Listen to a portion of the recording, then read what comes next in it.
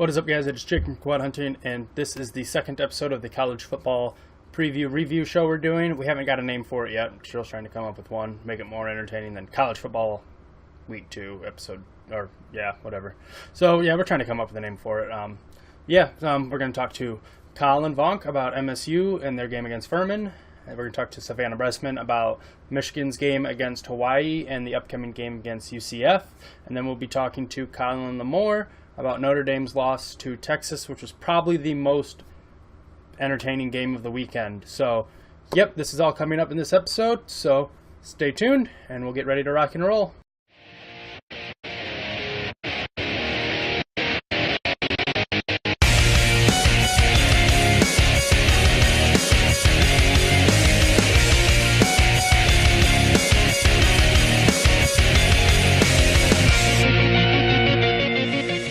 Alright guys, I am here right now with our MSU analyst, Collin Vonk. Colin, hi. Hey guys. So, MSU this weekend played Furman, which was a lot closer than I thought it was going to be. What were your thoughts on the game? Well, a lot of mistakes, lack of execution on MSU's side, I thought. I mean, pretty obvious when you have 120 penalty yards, 10 penalties total for 120. There were costly ones too. A lot of third downs on defense where you got pass interference calls multiple times on third downs that would have ended drives, but no. And just when we came out right away, we got the ball, and we came right down and scored, and we looked dominant. We looked like they couldn't stop us at all, and it looked like it was going to be just a blowout. But it seemed like after that drive, we kind of let off the gas. We had no energy the rest of the game. We kind of just played to win the game, not necessarily to dominate. See, as I was watching it, you'll laugh as I'm making this comparison, but MSU looked like the Lions to me. Yeah, people were saying, they kept shooting themselves in the foot. They kept shooting themselves in the foot with all the penalties. They looked like the 2012 Detroit Lions. Yeah. And to me, as an outside, as not an MSU fan, it looked like they were not so much that they were playing to win the game, is that they were just playing not to lose. Playing not to lose. They were just there. You playing. Go. Yeah. Exactly. Like in the other games this week that we saw, there's like underdog teams who were playing to win. You could tell Furman was playing to win. They wanted to be the next Appalachian State. They wanted to be that big upset story that everyone would talk about. Whereas MSU just kind of came out there and was just like, we should win this game. That's just how it's going to be. Totally. It just did look like they were prepared, but they were just kind of like, whatever. Yeah, exactly. That's what it looks like from watching the game. It looked like just they're coasting through the game, really. Yeah. I mean, it was never really in danger of losing. We threw that interception in, I think, the third quarter. Yep. I believe it was. And the third quarter or the fourth quarter. And it was a one-score game then, but we got it literally on the next play. We got an interception right back. Yeah, and in my notes, I have linebacker Andrew Dowell makes Calvin Johnson-type catch for interception because that was one of the best catches I've ever seen, and he's not even on offense. Yeah, from in the stands where I was, it looked good. It was pretty exciting. But when I watched the replay from closer, like from a different angle, it was crazy. He snagged it big time. It was just like a one-hand Odell Beckham type catch, which made that is not even an MSU fan. I still jumped up when that happened because I was like, he's a linebacker. Yeah, that's not like okay, maybe a corner you could see making that kind of catch, but He had a really good game too. He's the defensive MVP. The team named him for that game. He had 8 tackles, I believe, in his first time starting. He had a good game. So, what were your thoughts on O'Connor's play? Did it make you more worried for the season, or did you kind of go like, all right, he's gonna be? Oh, I think it's kind of indifferent. I think when I look at the stats, he didn't have. I believe he was 12 of 18 or something like that. He didn't have. Was it 12 of 18? 13 of 18, but 13 of 18. Oh, even better. I mean, he only had 5 incompletions. Like, that's nothing. But when you watch the game, there was some areas of concern. Like, he did not like to check down to his receivers at all. He locked onto one guy all game. I was going to say that, too. Because in that interception, he locked onto that guy. Oh, big time. Whatever the first read was, he wouldn't take his eyes off that guy. Stay on that guy. And, on that interception, he had his eyes on the receiver the whole entire time. Absolutely. And I was talking to another friend who's a State fan, and he was like, the defender was on the receiver's hip the entire time. Just stared him Yep. down and threw the ball at him. It was just like, I'm just going to do it. Yeah, just kind of zip it in there. But, I mean, he was blanketed. He had nowhere to go. So You got to, like, he is a sixth-year player, having been redshirted. You would have hoped, like, he wouldn't be. That's almost like a freshman move, a freshman mistake. Yeah, you've been in the system long enough where you think you know to check down. But I guess maybe just the moment was too much because his first true game starting. Like, I think he did take the first snap versus Ohio State, but he split time with Damian Terry the whole game. So until late, he had the last couple drives. But and then, I mean, my other notes were L.J. Scott had 20 carries for 105 yards and a touchdown.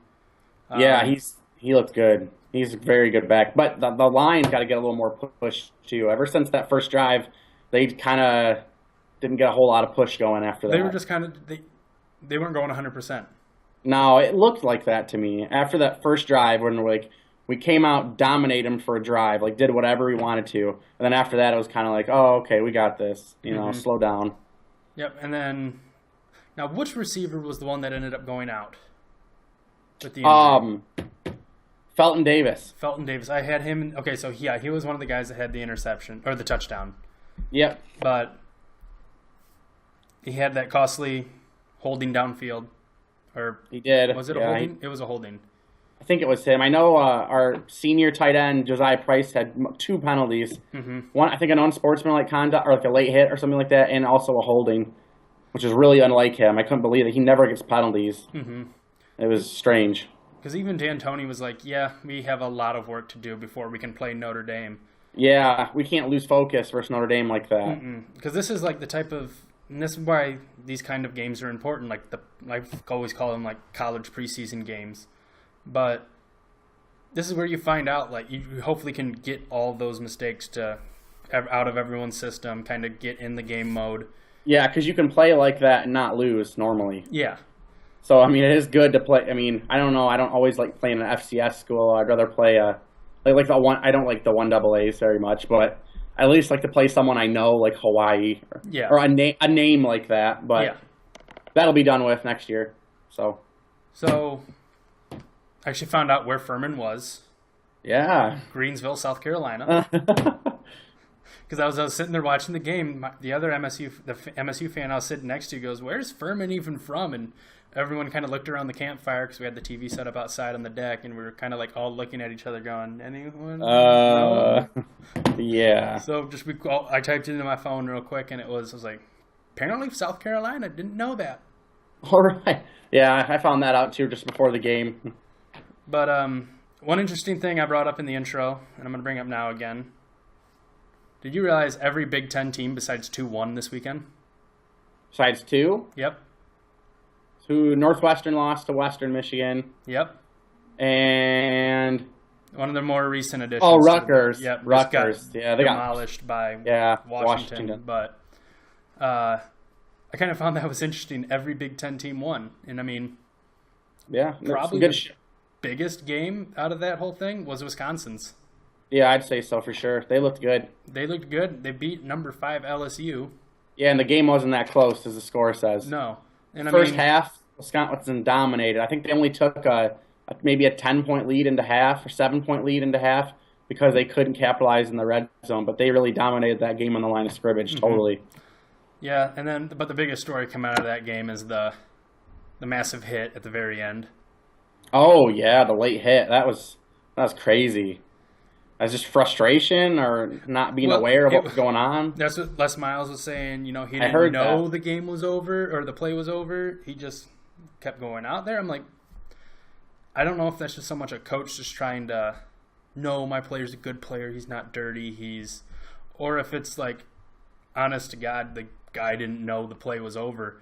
But you would think once you see like everyone kind of celebrating. Yeah, putting their hands up and stuff. You wouldn't go over there and just deck some dude. I don't know.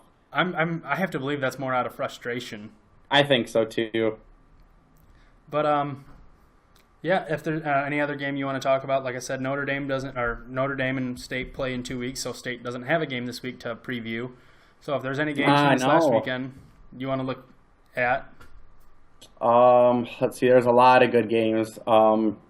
Georgia, North Carolina was a really good game I watched.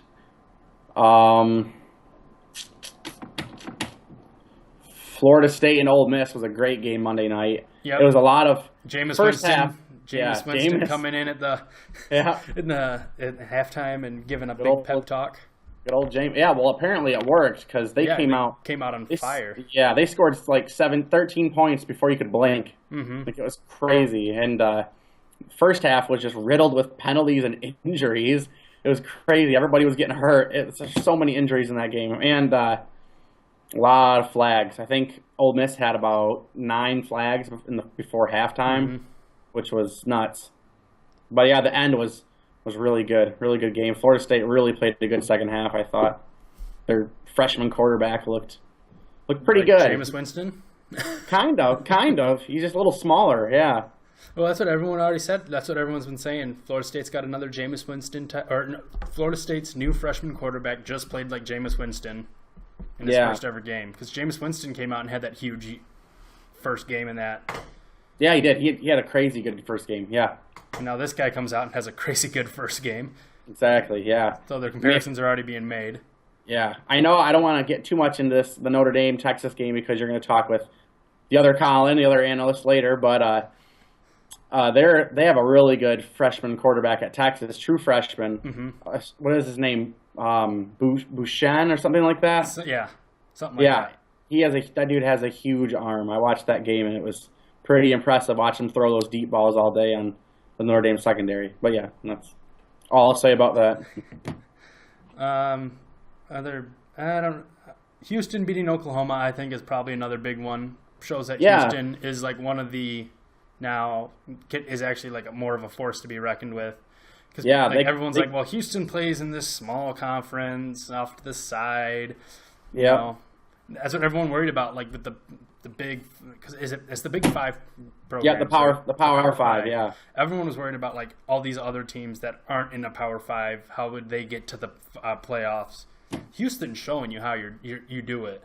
Yeah, you schedule an Oklahoma team and you straight up beat them most of the game. I mean, they were in ahead most of the game. Houston looked in control the whole game, I thought, for the most part, and really could set things up to really shake up the playoff because they shouldn't lose another game until their last game of the year is Louisville, and that could be interesting because Louisville hung up a ton of points. I forgot who they played, but they had a bunch of points in their game. They looked pretty good. So after 1 week, I'm getting your ridiculously early Final Four for college football. I'm putting you on the spot. Oh, you sure are. I'm going to go Alabama. It's hard not to after they just smashed USC. Yep. That was, That was nasty. Yeah, it was. They crushed them. Ohio State, I think, out of the Big Ten, they looked good. Sadly. Definitely reloaded for sure, from what I can see. I mean, we'll see how they do down the stretch, but it's a little tougher after that, I think. Yeah. I think the ACC is going to be really interesting with Clemson and Florida State trying to duke it out. I think I'd have to say, as right now, Florida State looks like the better team. I love that. Florida State. Yep. It's tough to pick. Those are two very good teams. They are two very good teams. Yeah, just from what I've seen so far, Clemson struggled a little bit with Auburn, who I don't think is a great team. And Ole Miss gave Florida State a pretty good run, and Florida State handled it and took care of business in the second half. Versus, I think, a pretty good team. So I'd have to go. I think I'll go Florida State out of there. And for my fourth team, I'm going to go Stanford out of the Pac-12. I think the Big 12 is going to beat itself up. Texas is pretty good. Oklahoma's already got a loss, but I think they'll catch some people for sure. They're pretty talented. Oklahoma State's right there again.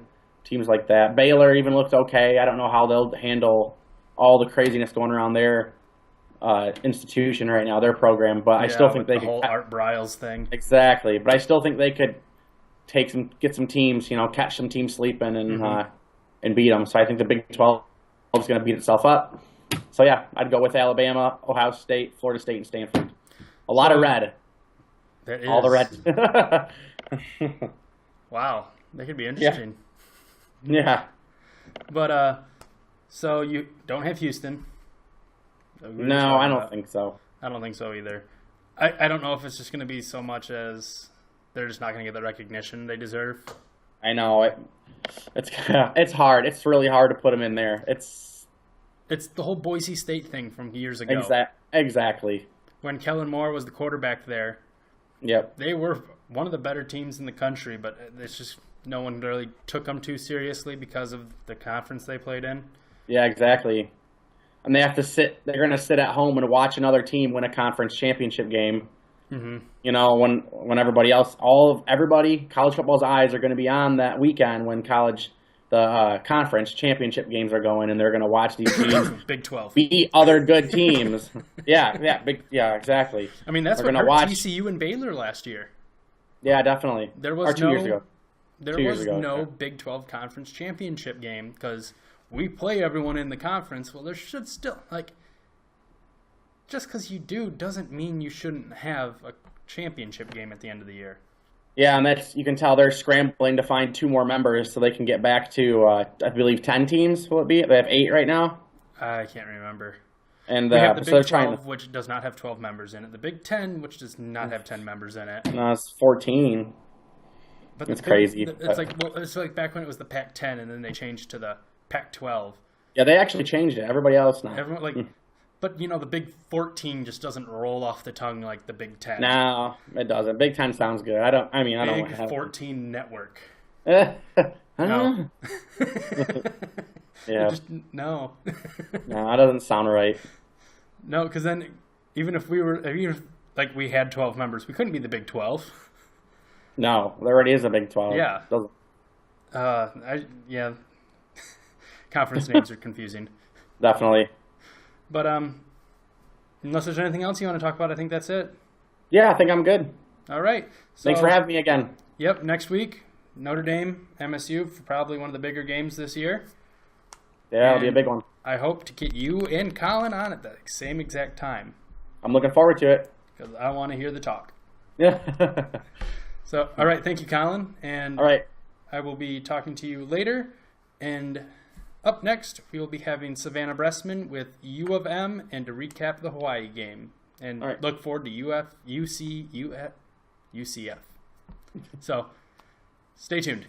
What is up, guys? It is Jacob from Quad Hunting, and today I am here with Sammy. And this is just, is it Sam or Sammy?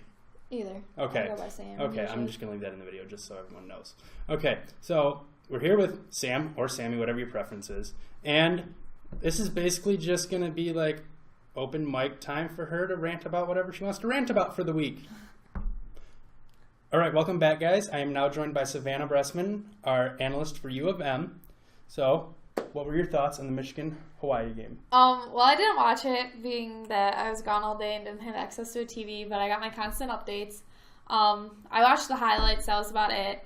I mean, all I can say is it was kind of a laughing joke, but not really. It just was a complete blowout, but I expected that. I don't know if you expected that. I expected it. But I thought everyone played well. I watched Spieth, and he did really well in all the highlights. All his passes were straight into the hands of his receivers. Mm-hmm. They didn't have to turn around. They didn't have to stop to catch the ball. They were just straight bullets right into their hands. His only pass that wasn't was his first pass, which was an interception. Exactly. But I was happy to see that right off the bat because he was then able to go the rest of the game. And learn from his mistakes. Yep, learn from his mistake. You saw that he can focus and overcome the mistakes he makes. Exactly. Not let it get to his head. Exactly. So, when I first got that notification, I was like, "Are you kidding me?" I'm like, "This is not how the season is gonna go." But then he turned it around. They won. Three more touchdowns, not interceptions. Exactly. And ended up looking. Yeah, he looked really good. Yeah, 10 of 13. Really, really good. 145 yards. Yeah, exactly. He looked really good. I mean, Michigan's always known to at least throw one interception during a game, so he got his one. It wasn't 5. Like Denard Robinson, it was 1. Shoelaces. But yeah, I thought everyone else played really well. J.U. Cheston was looking good. So was Peppers. He was looking good, as always. Yeah, that's about it. What do you think of Chris Evans coming out of nowhere? I was shocked. I was like, who is this guy? I had no idea who he was. I was like, who are you on this field? Ty Isaac, or it's going to be Devon Smith. Devion Smith. But Chris Evans comes out of nowhere at 8 carries for 112 yards and 2 Yeah, touchdowns. I was like, when I saw that name, I'm like, I do not recognize this name at all. I'm like, what is going on? He's a freshman running back. No one knew anything about him. So it's great to see that come. Oh, yeah. Michigan ran for 306 yards. Especially for a true freshman, too. Yeah. It was really nice to see a rushing unit out there more instead of like when it was a couple years ago when we had no rushing team to talk about. But yeah, everyone looked solid. No one made like big glaring mistakes. I really liked Stribling and Hill getting those pick sixes. Oh, that was awesome. Stribling would have had another interception had it not been for a roughing the passer call, but yeah, our pass coverage looked really good in the highlights too. Yes, they made sure to do their jobs. So now coming up this week, because there's not really much else to talk about. It was only Hawaii, and we won 63-3. Yeah, it's not like we play Hawaii every year. So yeah, now we go and do another scrub game against UCF, University of Central Florida. Found that out, not UFC. But what are your thoughts? I think it'll be another game just like Hawaii. It's just UCF did not win one game last year. They were like the Lions a couple years ago and went. Why do you gotta bring that up? Sorry, I just had to. They didn't win one game. They're kind of just a cupcake team, but they're paying us money to play them, so why not play them? Exactly. Yeah, I mean, just hope to perfect our skills even more so when the big guys come in a couple weeks, we'll be ready for them. Because after UCF is... We discussed this last week. I know, I saw it earlier today, and I really didn't like... It's Colorado. Yes, Colorado. That's who it is. Because Tom Brady is the special captain for the game. Yes. And my dad is taking the tickets to that game, actually. But then the weekend after is when we start Big Ten play and we play Wisconsin. Yes, and Wisconsin just beat LSU. Wait. The 17th. No, and 2 weekends after that. Okay. We play Wisconsin. And Wisconsin did beat LSU this week, and that was huge. That definitely LSU was a number 5 team, and Wisconsin was unrated. Exactly. That's huge. That definitely puts us on our toes to play Wisconsin. It should be a really good matchup. It's probably going to be one of the toughest matchups in Michigan Stadium this year that we'll see. And after the win this week, Michigan moved from number 7 to number 5. I mean, I kind of figured they'd jump a 63-3 win, especially not letting a team see the end zone. I really liked that out of our defense. And with Oklahoma losing at the number 3 spot. Exactly. And LSU losing at the number 5 spot, they were going to slide down. And it's just normal for teams to bump up like that. Exactly, especially with that big of a win and looking that good. Yeah. So, any other football games you happen to see that you want to talk about? Or I mean, I barely watched a snap of college football this weekend. It was a beach and beer weekend. Exactly. It was really rough. I was just constantly busy being home for the first time and having everything to do with family. Labor Day weekend, what do you expect? But I just watched the Michigan State game. They slipped by with another lucky win to another unknown team, typical Michigan State. So that's about it. I cannot wait till Michigan plays Michigan State and I get you and Colin in the same room talking about this game. Yeah, me and him, we're civil. You just like, they're lucky, they slipped by again. I mean, they are. If you watch them, they did it all last year, too. We talked about it. I mean, if Colin, it was more of... It was they played. It wasn't. They weren't playing to win. They were playing just to not lose. Yeah, exactly. Like there was a majority of the reason why they won is because Furman's offense couldn't produce, sputtered a couple times, just froze under the big lights. So I don't think there's anything else really noteworthy to talk about. Once we start playing Big Ten teams, it'd be more interesting. Yeah, definitely. Conversations, or the week before Big Ten teams. Yes, too. That'll be good. Yep. It'd be nice if we played Notre Dame again this year, but hey, it's in the works. It is in the works. It's coming back. So, yep. Coming up next, we will be talking to Colin Lamore, he's going to be on for the first time. He's the Notre Dame analyst. Was supposed to be on last week, but canceled due to scheduling conflicts. So, stay tuned and. We will see Savannah back next week for the review and preview for, next week. So, thank you guys, and we'll be right back.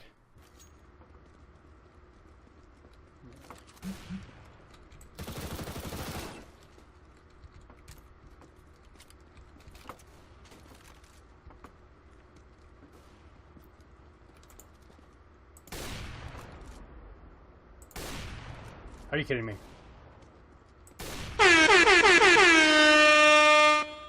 All right, guys, and we are back here now with Colin Lamore. Colin is a Notre Dame fan. He's going to serve as my analyst for this college football season. But how did you become a Notre Dame fan? So I guess it started out, I'm Irish and I'm Catholic, so my family, it just kind of made sense to root for them. Yeah. Perfect storm. Okay. Yeah, perfect storm.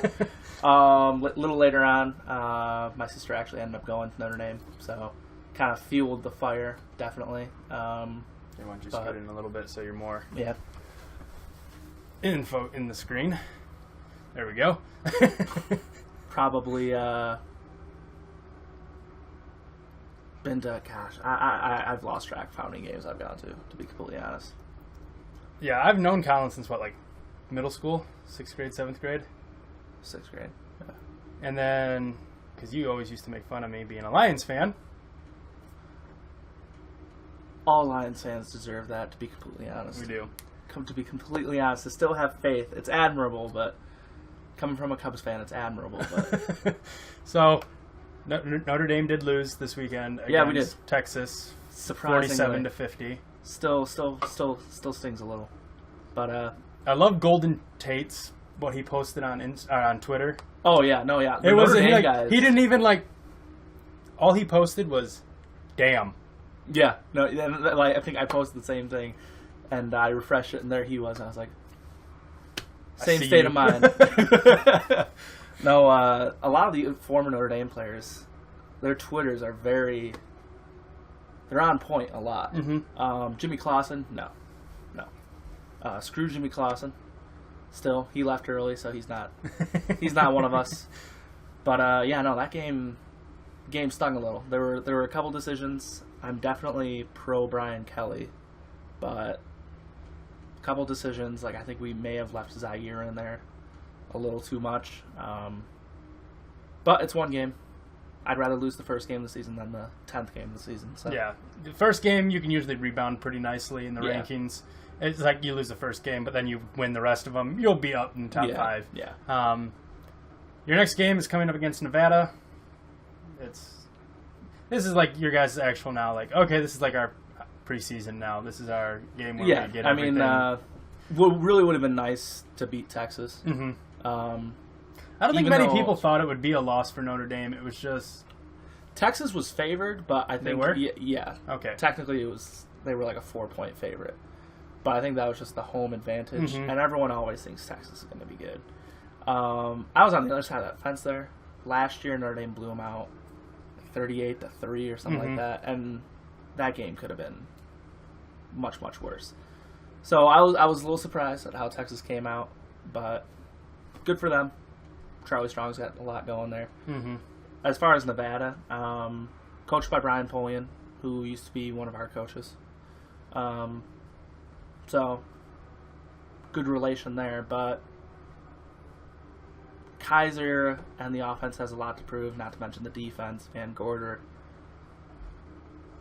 going to have to step it up, so. It's something you never want to have, and you never want to lose when you're No, rated yeah. and somebody's unrated.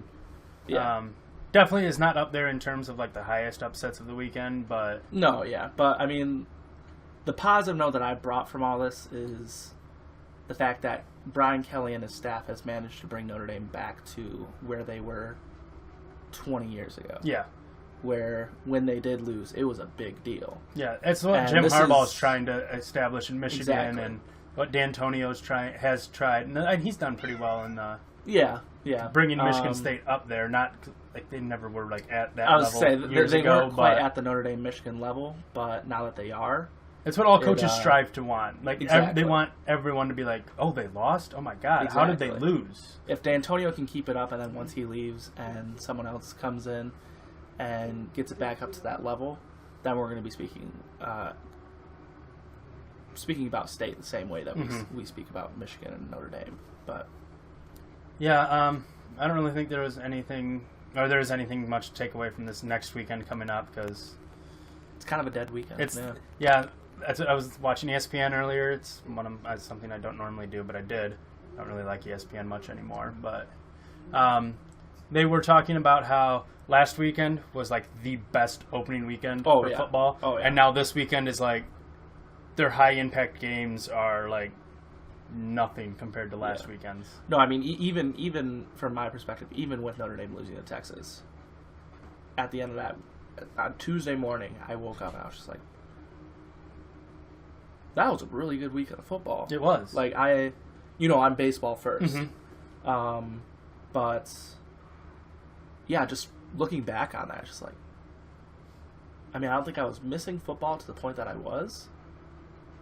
But then when you start watching it again, that was a really good introduction. It was a great way. Really got you spoiled. And now everyone's kind of like, what did we watch this weekend? Yeah. Because Michigan played Hawaii and they play UCF this week, so it's not much different in terms of who they play. Competition, yeah. State's not even playing this weekend. Well, you could make the argument that UCF's worse than Hawaii. Well, yeah. Hawaii finished 3-9. UCF didn't even win a game. Didn't even win a game last year. State doesn't have a game this weekend. Notre Dame's playing Nevada, like we just said. I don't even know who Ohio State is playing, but I don't assume Ohio. It's gonna be one of those low-tiered games. It's not gonna be, like you're not gonna see your Alabama USC, which ended up being a bloodbath. No one really expected that. Probably won't see Oklahoma and Houston. That was a lot of people were questioning how Houston was gonna do. Houston ended up. I thought that was gonna be a close game. I didn't think Houston was gonna be able to pull it out. But I was impressed. Now I'm going to put you on the spot like I did Colin. Okay. Who are the Final Four teams at the end of the year? As of right now? Yep. Who do your gut feelings? Bama. Yep. Colin's had them. You're nuts if you don't have Bama.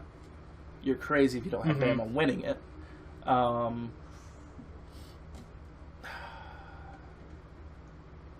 Ohio State. Colin had them too. Clemson or Florida State? Colin had it. He goes, it's either one of those two. I mean, if and either of them really could slip up, especially with the way both of them played this past weekend. Props to Florida State for coming back the way they did. But when you play 2.5 quarters the way that they did, that's a warning sign.